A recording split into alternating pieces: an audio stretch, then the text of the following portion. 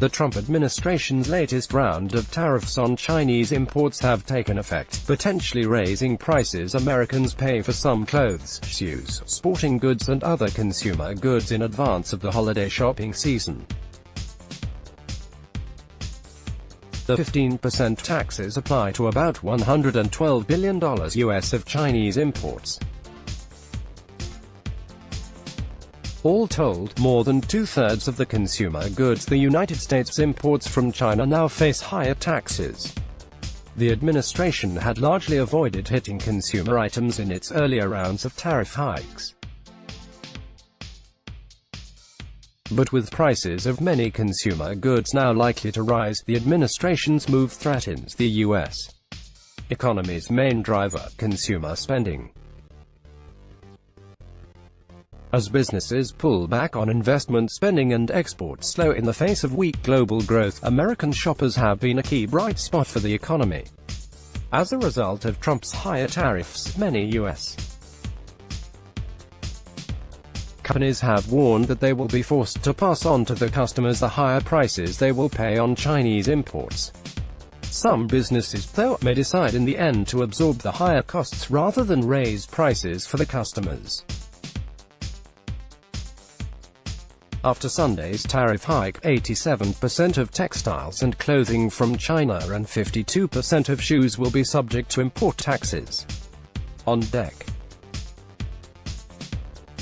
15. The administration is scheduled to impose a second round of 15% tariffs, this time on roughly $160 billion US of imports.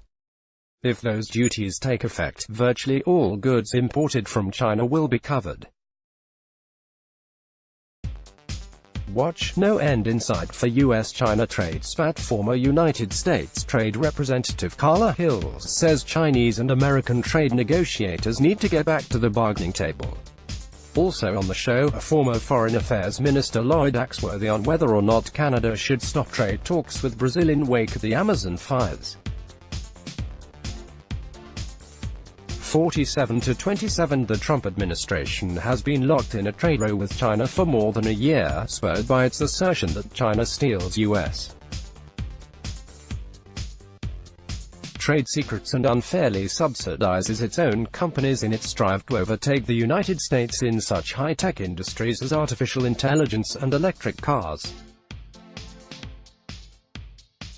To try to force Beijing to reform its trade practices, the Trump administration has imposed import taxes on billions of dollars worth of Chinese imports, and China has retaliated with tariffs on U.S. exports. The president has insisted that China itself pays the tariffs.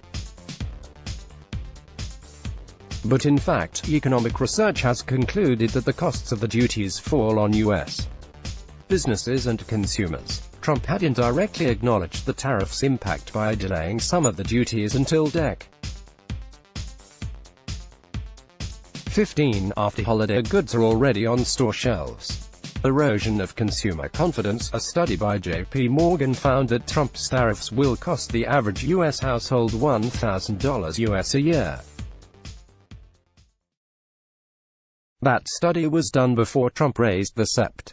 1 and December 15 tariffs to 15% from 10%. The president has also announced that existing 25% tariffs on a separate group of $250 billion US of Chinese imports will increase to 30% on October 1. That cost could weaken an already slowing US economy. Though consumer spending grew last quarter at its fastest pace in 5 years, the overall economy expanded at just a modest 2% annual rate, down from a 3.1% rate in the first 3 months of the year. The economy is widely expected to slow further in the months ahead as income growth slows, businesses delay expansions, and higher prices from tariffs depress consumer spending. Companies have already reduced investment spending, and exports have dropped against a backdrop of slower global growth. Americans have already turned more pessimistic in light of the trade spat. The University of Michigan's Consumer Sentiment Index, released Friday, fell by the most since December 2012.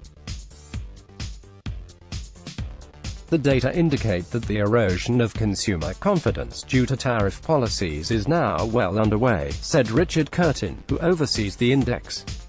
Some retailers may eat the cost of the tariffs.